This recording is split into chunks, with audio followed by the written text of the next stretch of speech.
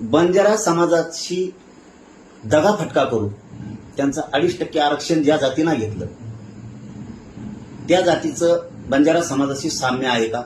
ते तत्सम आहेत का? त्यांचा पेहराव, बोलीभाषा तशी आहे का? त्यांची संस्कृती, रीतिरिवाज तसा आहे का? ती एक आहेत का? तर याचं उत्तर नाहीये. नाही तर ते रद्द करा. त्याची शोधपत्रिका काढा. आमची शोधपत्रिका मागा. आता तुम्हाला लय बारे सांगितलं मी, माया नादी तुम्ही लागू नका. तुमचं आरक्षण आहे, तुम्ही खा. आमच्या कुणबी प्रमाणपत्राला बोगस म्हणता, शोधपत्रिका काढा म्हणता. आम्ही तुमच्या वाटा गेलो. तुमचं की जे बंजारा समाजाचं आम्ही एक हेत म्हणून आरक्षण घेतलं त्याच्यावरती नोकऱ्या लाटल्या, शिक्षण लाटलं, योजना लाटलं.